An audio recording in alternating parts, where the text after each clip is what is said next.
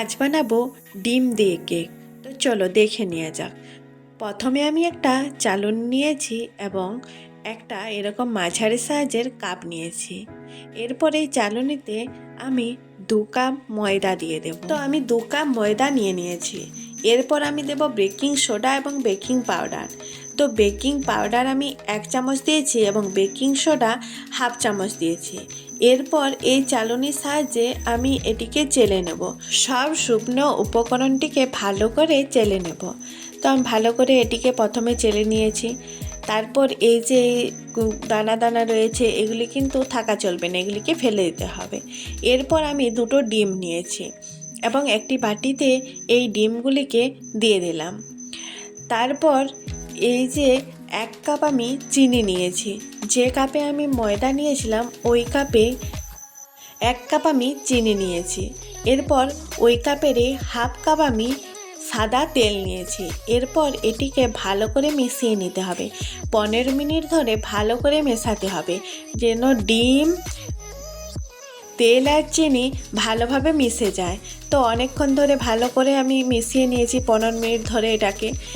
এরপর আমি এটিতে শুকনো উপকরণটিকে দিয়ে দেব, যেটি চেলে রাখা শুকনো উপকরণটি ছিল। এটিকে আমি ভালো করে পুরোটা দিয়ে দেব। এরপর এটিকেও আমি ভালো করে এটিকে মিশিয়ে নেব। তো ভালো করে মেশাতে হবে, অনেকক্ষণ ধরে ভালো করে মিশিয়ে নিতে হবে। তো আমি এই যে ভালো করে মিশিয়ে নিচ্ছি পুরোটা। তো চলো আমি ভালো করে মিশিয়ে নিই পুরোটা। এই যে এরপর মেশানোর পর এই যে টান টান হয়ে গেছে। এরপর এটার সাথে আমি কিছু উষ্ণ গরম দুধ দিয়ে দেব। তো এই যে এই কাপটি আমি 1/2 কাপ দুধ নিয়েছি, ওই 1/2 কাপ দুধটি পুরোটি আমার লেগে যাবে। তো পুরোটি দিয়ে এটাকে ভালো করে মিশিয়ে নিতে হবে। এই যে একটু পাতলা করে নিতে হবে। তো পুরো দুধটা আমার লেগে গেছে। এরপর আমি ভ্যানিলা এসেন্স এই ঢাকাটার 1/2 ঢাকা দিয়ে দেব। তো তারপরও এটিকে আরও ভালো করে মিশিয়ে নিতে হবে। এটি দেওয়ার পর আরও ভালো করে মিশিয়ে নিতে হবে। কেকের যে ফ্লেভারটি সেটি এটাতে ভালো আসে। তো এটাকে ভালো করে মিশিয়ে নিতে হবে। এটা দিতেও পারেন, না দিতেও পারেন। তো ভালো করে মেশানোর পর এরপর একটি আমি টিফিন বক্স নিয়েছি। এই টিফিন বক্সে কিছুটা তেল দিয়ে দিয়েছি। তারপর একটু ময়দা দিয়ে এটিকে ভালো করে চারিদিকটি লাগিয়ে নিয়েছি।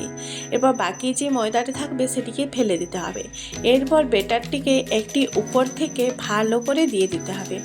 তারপর একটু এই যে এরকম মাটিতে এরকম করে নিতে হবে যাতে ভিতরে যা বাতাস থাকবে সেটি বেরিয়ে আসবে।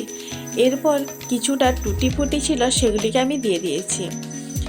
তারপরে প্রেসার কুকারে বালি এবং 3টি পাথর দিয়ে ভালো করে গরম করে নিয়েছি। এরপর প্রেসার কুকারের ঢাকাটি বন্ধ করে দিয়েছি।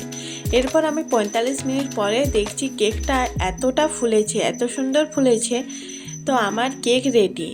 তো দেখো এই যে কেকটা আমি একটা থালাতে ঢেলে নেব এরকম উল্টে। কতটা সুন্দর হয়েছে দেখো। তো ভিডিওটি যদি তোমাদের ভালো লেগে থাকে তবে লাইক, কমেন্ট, শেয়ার এবং সাবস্ক্রাইব করে দিও।